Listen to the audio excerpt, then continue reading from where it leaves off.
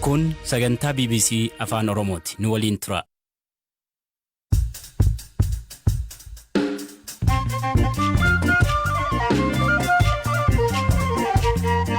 Akka mooltan dhaggeeffattoota keenya sagantaa raadiyoo BBC Afaan Oromoo eegaleera. Dhimmoota gurguddoo keessaa dubbii himaa qunnamtii uummataa ABO kan taate Najaat Hamzaa eenyu kan jedhuuf waa'ee hojii ishee irratti. Namni bilisummaa uummata ofii kabajaa uummata ofii uummata ofirraa roorroo ittisuuf ala jiru tokko shoorar keessaa jettee gaafa maqaatti maxxansitu sunuu sirrii miti. Fiilmii Afaan Oromoo haaraa sirbii artist Jaafar Yuusufiin barraa'ee tibbana Naayiroobitti eebbifama. Fiilmiin kun addadhaa jedha barreessichi. Seenaa jaarraa tokko baruuf yaate waggaa 100 tokko jiraachuu hin qabdu. Kanaafuu haganaa danda'ametti walitti fidee waan uummata Oromoo kanarra gahaa ture gosoota Oromoo hundallee qoradhee. Haleellaa Beenishaangul Gumuzitti dhaqqabeen namootni 5 ajjeefamuu fi Ameerikaan waggoota 20 booda Afgaanistaanii ba'uus qabna. Kan isinitti himu Anzaalaa Lamtaaddesaati.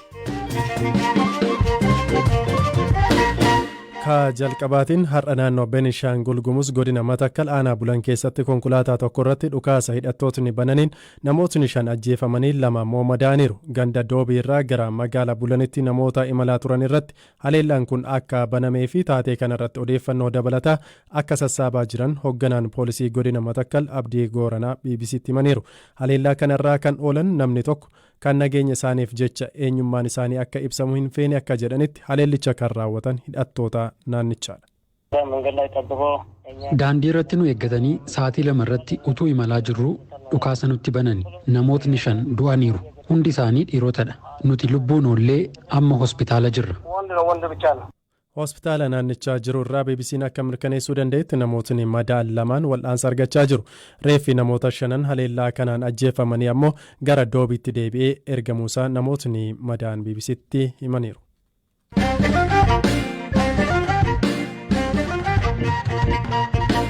Ameerikaan bara 2001tti ergama waraana Afgaanistaan keessatti eegalte guutummaa guututti goolabdeetti.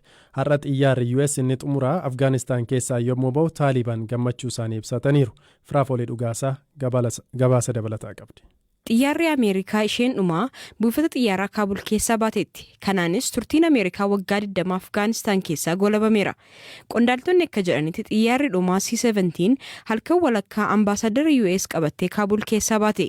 Kanneen yeroo qabameef keessatti ba'uu hin dandeenyeef ammoo haala mijeessuuf hariiroon dippiloomaasii akka itti fufus ibsameera. Erga xiyyaarri Ameerikaa dachee Afgaanistaan keessaa godaanee booda Taalibaan meeshaa waraanaa dhukaasuun gammachuu ibsataa turani. Ameerikaan erga gareen Taalibaan Afgaanistaan to'atanii borumtaasaa gaafa hagayya 14 namoota ishee baasuuf hojii eegalte. Afgaanistaanii fi naannawaa sanatti ajajaa waraanaa US kan ta'an Jeneraal Kenneth McKenzie hagayya 14 irraa eegalanii hanga har'aatti namoota 123 caalan Afgaanistaan keessaa baasuu ibsani. Ergamni US Afgaanistaan keessatti qabaachaa turte xumuramuun erga labsamee booda Waashingtanitti ibsa kan kennan ministeerri dhimma alaa US Anthony Blinken hojiin kun mootummaa US'if qormaata guddaa ture jedhani. Ibsa isaanii kanaanis boqonnaan haaraan eegalameera.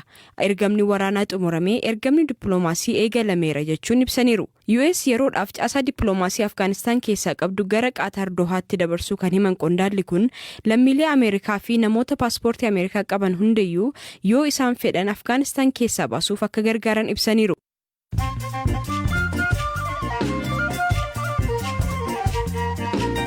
Kan dhaggeeffataa jirtan sagantaa raadiyoo BBC Afaan Oromoo magaalaa Naayiroobii irraatti isiniif darbaa jirudha. Amma oduu gaggabaaboon isinitti hima. Naannoo Tigraay, Amaaraa fi Affaaritti waraana mudateen manneen barnootaa 7,000 ol guutummaan guutuutti fi gariin immoo hamma tokko barbadaa'uu isaanii ministeerri barnootaa Itiyoophiyaa beekse. Ministeerri barnootaa Itiyoophiyaa Dr. Geetahuun Makuree akka jedhanitti sababa waraanichaan naannoo Tigraayitti barattootni miiliyoona 1.4 fi barsiisonni 48,000 ol ta'an sirna barnootaan ala ta'uu isaanii ibsaniiru. Magaalaa Finfinneetti manneen barnootaa dhuunfaa dhiibbaa fi kanfaltii fudhatamaa hin taane taasisan irratti tarkaanfiin fudhatamuuf akka ta'e waajjirri barnootaa magaalittii beekse. Waajjirichi ibsa kaleessa baaseen manneen barnootaa dhibbaan lakkaa'aman daballi kaffaltii baay'ee harbeeffame taasisuu isaanii hubachuu himeera. Dhaabbatni fannoo diimaa idil addunyaa akka jedhutti Itoophiyaa dabalatee Afrikaa keessatti namootni 44,000 ol ta'an achi buuteen isaanii dhabameera jedhamuun galmaaniiru.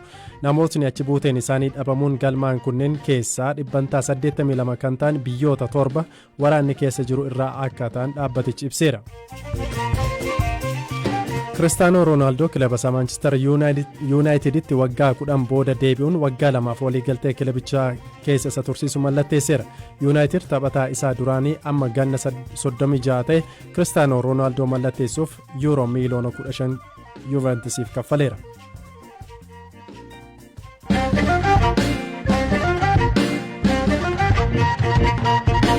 dhimma ittaanutti yoo ceenu Naajaat Hamzaa biyya Ameerikaa kutaa Minnesotaa keessa jiraatti. Dhiyeenya dubbii himaa Abaawo Waboo ta'uun akka hojjettu himame.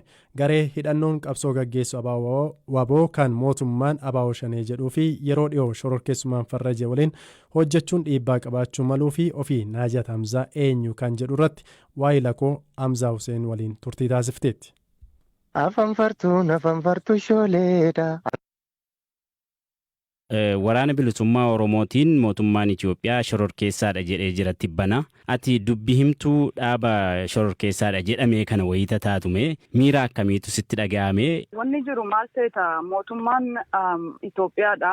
Maali waraana bilisummaa Oromootiin shororkeessaa jechuun isaa fudhatama waan hin qabaanne asittis jechuudha. Ija addunyaa durattis namni bilisummaa uummata ofii kabajaa uummata ofii uummata ofirraa roorroo ittisuuf ala jiru tokko shororkeessaa jettee gaafa maqaatti maxxansitu sunuu sirrii miti. Because namni haqaa ofiif falmatu namni haqa uummata isaaf irra dhaabbatee deemu daandii sanirra maaluu yoo jedhame haqni isaa haqa dhugaan hin haalamu. So waan san ta'eef jecha ani isaan designation isaan laataniif san fudhadheetiin beeku maaliifi dhugaa irratti kan hundaa'e waan hin tahiniif jechuudha. So cunqurfamuma sabni Oromoo keessa jiru kana warra cinqiisan irraa dhorguudhaaf gabbaan maqaa akkasii ittiin maxxansitee jetteetii uummata kana ifitti qaanfachiistee akka isaan ejjetanii ofii isaaniitiif illee ofirraa gabrummaa kanan qolanne waan godhamuuf yaalame takka godhamaa jiru waan ta'eef malee shororkeessummaa akka isaan hin qabne bareechee hin beeka jechuudha. Rakkoo dhimma Oromoo kanaa sadarkaa idil addunyaatti baasanii gaafachuu dhugaa jiru ibsuu qabsaa'uu hojii aktiivizimiitiin baay'ee beekamtu. Ati immoo warra koongireesaa fa'aa wajjin walitti dhiyaattee dhimma Oromoo kana dhimma uummataa kana dhimma saba cunqurfamaa yeroo gaafattu arginaa sun dhimma uummataa waan ta'eef uummata akka waliigalaatti. Amma garuu dhaabu mootummaan shororkeessaa ittiin jedhee mootummaan egaa amma yeroodhaaf biyya bulchaa jiru shororkeessaadha jedhee moggaasee sana bakka buute ammas falmii kee gaafatti fuftu xiqqoo jijjiirama hin qabaata jettee yaadda akkaataa hawaasi idil addunyaatti si hubatu kun gufuu natti ta'a jettee yaadda moo carraa ta'a jettee yaaddame? Warra karaa nagayaatiin qabsaa'aa ture Oromoo protest #Oromoo protest irraa eegalee saniin duras taanan qooqa keenya bakka adda addatti dheeyinee iyyachuudhaan haqa Oromoo dubbachuudhaaf yaallee qeerroo fi qarree kumaatamaan itti wareegamee jijjiiramni bara 2018 sun dhufe jechuudha. San keessa hawwiin ture maalinni gaafii Oromoodha ni deebitii. Maaliif jennaan itti qabsoonne finne jijjiirama san ala kanaayis namni waan danda'u xiqqastee guddaa godhee warri biyya keessa jiran ammoo lubbuu ofiif lafee ofiif qabeenya ofiif argitee nagaya ofii jeeqeti kan jijjiiramni sun dhufe garuu wanni san booda ta'e ani jijjiirama san finneeti jijjiiramni sun fuudhee nuun bade jechuudha. Haayijaa godhame rivoluushinii ilmaan Oromoo aarsaa jilatan itti kafalan gaafiin Oromoon deebi'uu miti Oromummaa nu yakka ta'e gadi bahee jechuudha. Karaa nagayaan qabsoottee yoo milkoofte mana achi alaa galtee walii hojjechuuf yaaltee yoo hidhamte ajjeefamte yoo ari'amte biyyarraa haqni kee yoo ammas kan dhukatu ta'e carraan ati qabdu maalire karuma ta'uu hundaanuu qabsaa'uuf murteessitaa jechuudha. So sanii fi asirra geenyes silaa danda'ame 2018 2018tti wanni kun goolabamee bar qabsoon Oromoo silaa wanni nuti barbaannu deebi'ee as sadarkaa kanarra hin geenyu namuu biyya ofii gallee muuxannoo fi barnoota qabnuun biyya san gara adda addaatiin guddisutti deemna ture. Najaat amma immoo ati eessaa kaateetu ammarra geessee eessatti dhalattee eessatti guddattee haala barnoota kee haala maatii kee eessa turanii ka jedhu gabaabsi naa himime. Ani Harargee ittiin dhaladhee san keessaa guddina kiyya Dirree Dawaadha jechuun achi immoo dilasin turre bara 1998 biyyaa baanee waanuma kanuma dhimmuma amma irraa haasawaa jirru kan bara baraan generationitti nuti dabru kana. Ofii kiyyaa of baree biyyaan baanee maatiitu qabatee nuun ba'e jechuudha. Achiinas Keeniyaatti akka rifiijitti ammata 2 jiraanneeti kan hafe egaa biyya kanatti ammata 21 dabare kana kan hin dabarse jechuudha. Asumattiin of baree asumattiin guddadhee Minisootaa keessatti barnoonnis haayiskuulii ka'ee hanga sadarkaa olaanaatti asuma.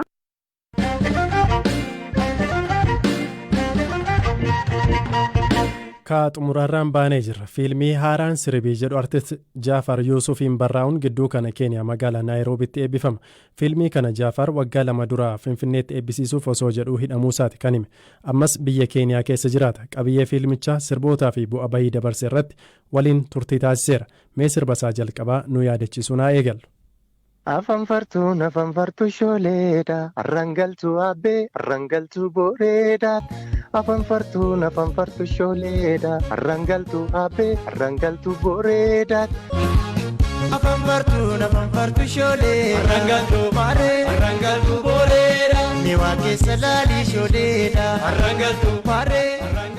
Tole Jaafar kun sirba kee yeroo jalqabaatti ati ittiin beekamtedha. Mee Jaafar yeroo dhiyootiin asitti sagaleen kee dhagahamee hin beeku. Mee eessa turte? Fiilmii akka barreessaa turtedha kan hin dhagahee dhuguma kanarra turte? Fiilmii bosonatti hin barreesse yeroo inni bosona ture jechaadha 2014-2015 achitti barreesse Saawuz Afrikaatti kan hin hojjedhe Afrikaa kibbaatti jechaadha.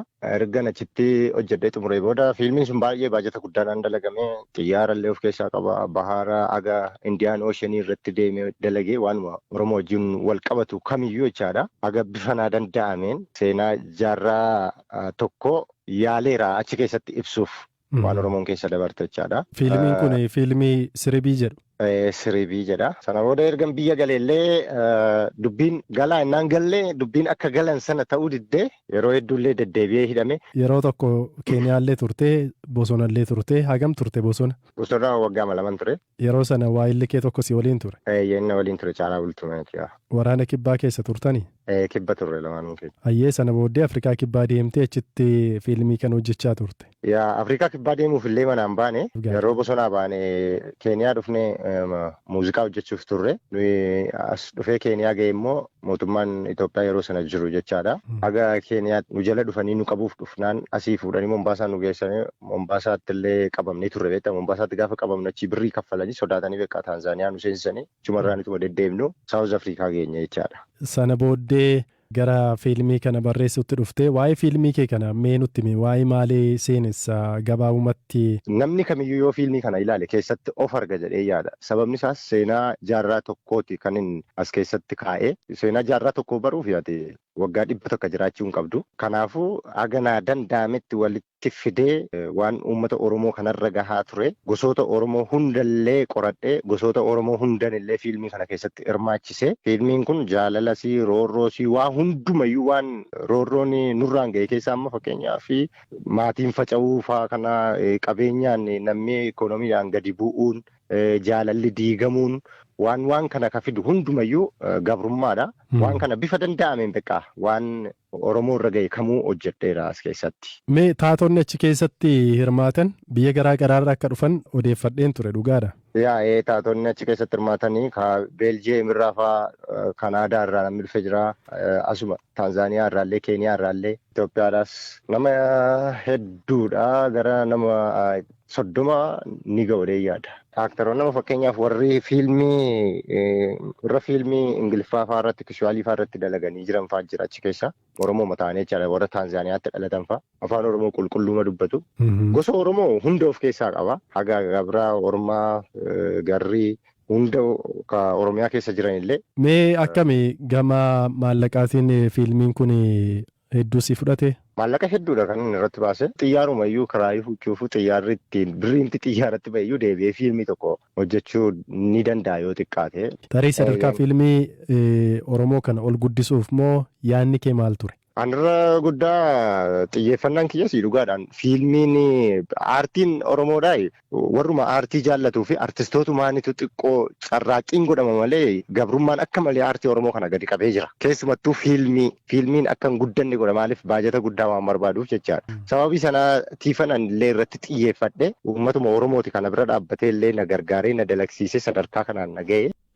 Kabajamtoota dhaggeeffattoota keenya sagantaa har'aatiif qopheessine asuma irratti xumurreeti kan jirru kan isiniif dhiyeessan Zalaalam Taaddasaan ture. Qopheessituun sagantichaa immoo Firaafolee Dhugaasaati. Booruu walitti deebina odeeffannoon kan marsareetii BBC Afaan Oromoo irraatii argachuu ni dandeessu. Nagaan bulaa.